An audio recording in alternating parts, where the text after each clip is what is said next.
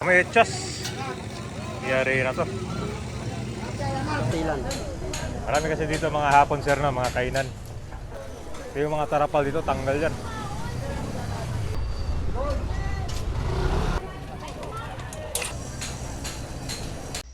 Yari na to. Naalala niyo tong Baseco Community? Ito yung housing project ni Yorme dati bago siya umalis ng mayor noong 2022. Ito ay from being illegal settlers or tenants, sila ay magkaroon ng maayos na tirahan. Pero ang nangyari dito, imbes pabahay, naging squatter area ulit.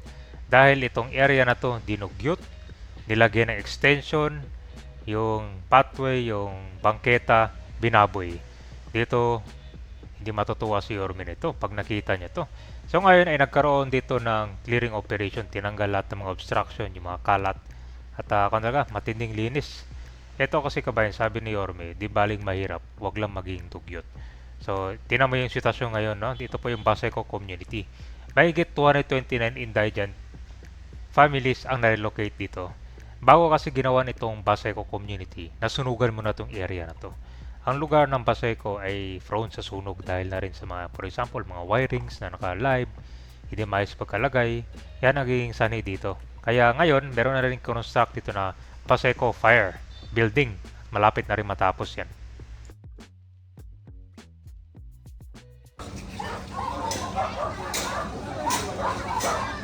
So, linis to buong kwan, Baseco. Oo, buong Baseco. Ayun o, tinanggal nga yung talipapa doon. Ginawang talipapa pala to dito. Pinapalinis na. Ito yung mga pabahay ni Yorme kabayan, itong Baseco community. Pero tinan mo yung nangyari ngayon, no? Naging dugyot siya. Saka ayoko na makita yan dyan ha, sir ha.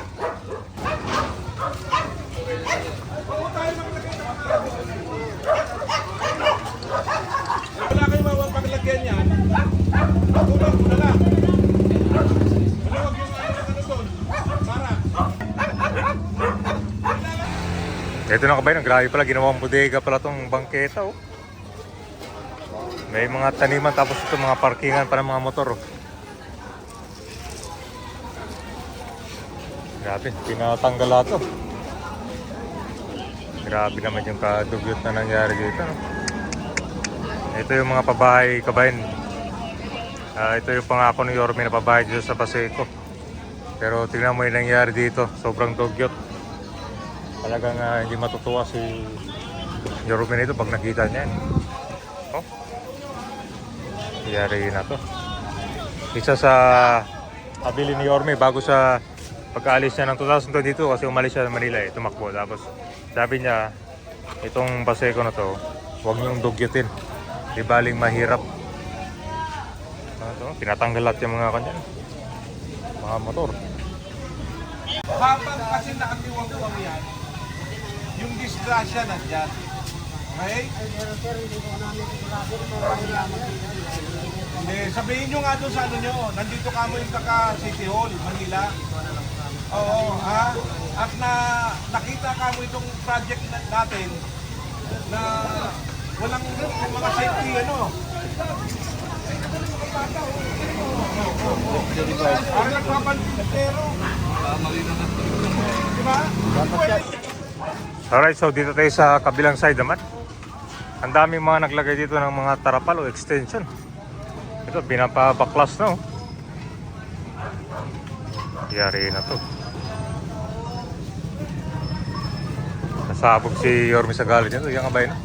May mga tarapal dyan, oh. Pinagpapaklas sa lahat, tapos yun din. Ito kasi originally kabayan, daanan lang to ng tao. Ito, tapos wala pa itong mga parkingan dyan. Ito, mga basura dyan. Oh.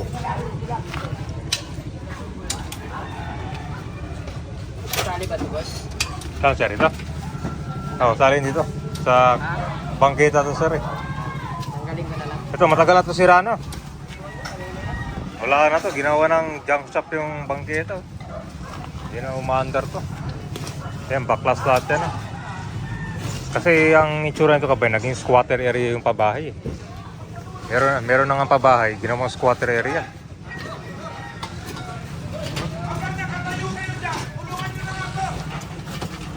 Grabe ka dugyo. Tingnan ang ganda ka na kumain din. So ito sir, ano to? Tindahan to siya.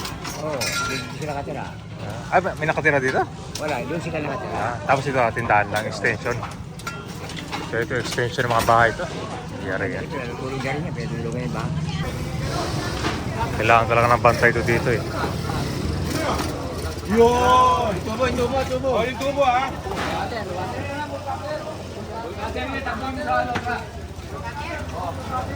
May kami, binaklas na dito. Ito, content na yung ganyan, no?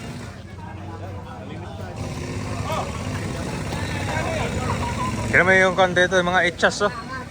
May etchas. Yari na to. Kapag may mga pabahay ka ba, dapat hindi lagyan yung extension dito. Kung na to, 10. Palinis po lang gitna, yung mga lamesa natin, yung mga tent. Ito yung pabahay ni Yorme Kabayan, talagang ano, ibang iba na. Naging, parang naging, ano, nabiglaan niya, nako. Alam niya na ako. Ano tong dito sir? Tindahan to dito sir? Oo, tindahan na yan. Pastilan. Marami kasi dito mga hapon sir no, mga kainan. Para ikot yan. Yung mga pang food trip.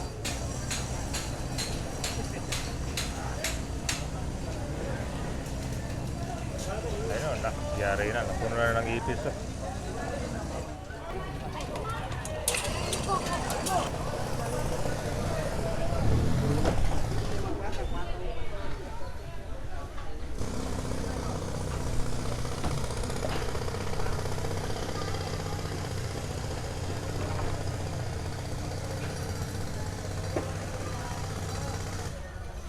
Puti. Ay, may puting ano?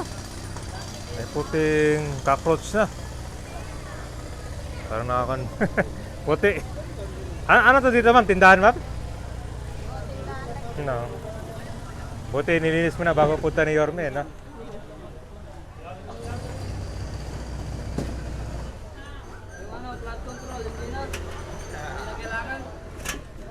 Panto, flood control.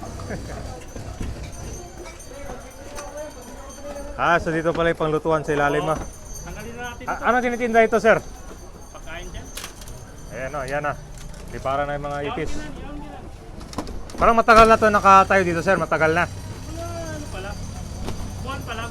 O, buwan pa, pero Lampas niya ano. parang sira na yung kahoy na. Kahoy lang ba yan? Ano yung pang? Sira-sira na nun eh. Sira-sira na yan. Sige, sige. Natay bang? Lakpat, hindi ko mo. So siyempre ka ba, nagdi-discarte yung mga taka dito maghanap buhay. Marami na rin kasi tao dito sa Paseco community. Yung mga tarapal dito, tanggal yan.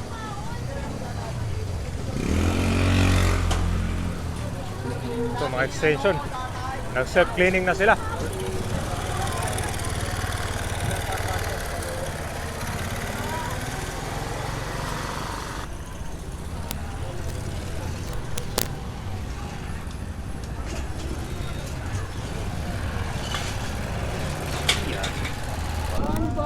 Lagi naman bahay yung gilid dito. Dito, baklas na yan dito.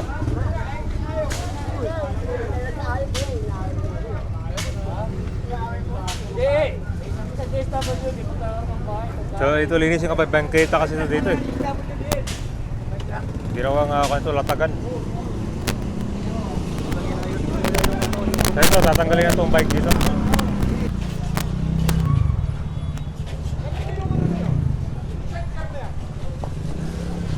Kaya ito, matagal lang nakalatag, bulok-bulok na.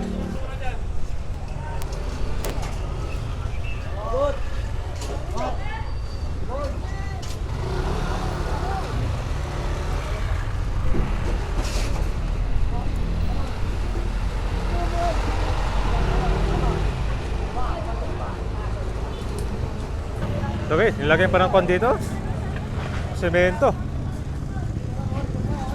Ayun pa, yung sidecar na yan, ano ba?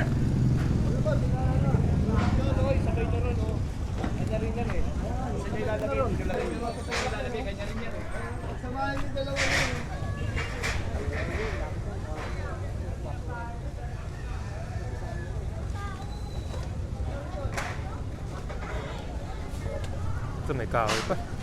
Ano yun sir? Pang manok yan sir? Lagay ng manok pa yan dito. Ito. Ito pang kwanto, pang semento. Tago na dito.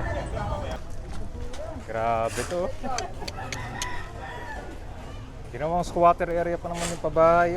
So ito yung matindi dito, no. Binigyan na ng maayos na tirahan at safe.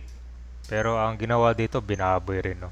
Alam nyo, pagsapit ng alas 5 dito, maraming mga nagtitinda. Problema kasi dito, after nila magtinda, hinayaan na rin mga basura, hindi inaayos. Kaya tinan mo yung nabungkal doon, di ba? Ang daming ipis.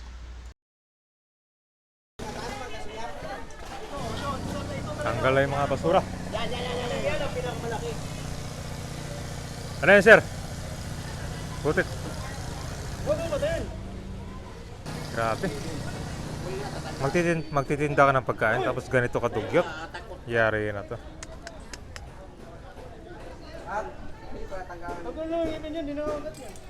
Gusto lang makabenta ka ba nito kasi kapag mga pagkain, kailangan ng mga pan talaga yan, permit. Kasi kanyan, hindi pa sa pwede magpa-luto ka ng pagkain tapos ganyan kadumi yung facilities mo. Oh, puro uod na yun nandito. Yun po ang nangyari dito sa pabahay. Alam nyo si Orme, galing sa hirap talaga yan, nakatira sa mga barong-barong. Kaya naman alam niya yung experience ng mga nandito ngayon. Kaya naman mangarap niya makagawa ng mga pabahay kabayan. Ito yung nasa agenda niya. So itong Baseco Community, ito po yung first community housing project na mala townhouse style units. Ang bawat unit dyan ay 42 square meter. Meron itong 2 bedrooms, living room, dining room, kitchen, and bathroom. So yan yung po yung mga normal na mga basic na mga pabahay. Yan, pero nung nakita nyo naman dito, grabe yung eskinita, puno na mga basura, yung mga pagkain, dapat malinis lagi yan kasi pagkain yan. Bakit ganun kadugyot, no? Yan, so abangan nyo yung next part ito, dito naman sa kabilang side. Ito matindi. Ginawang negosyo daw, yung kuryente.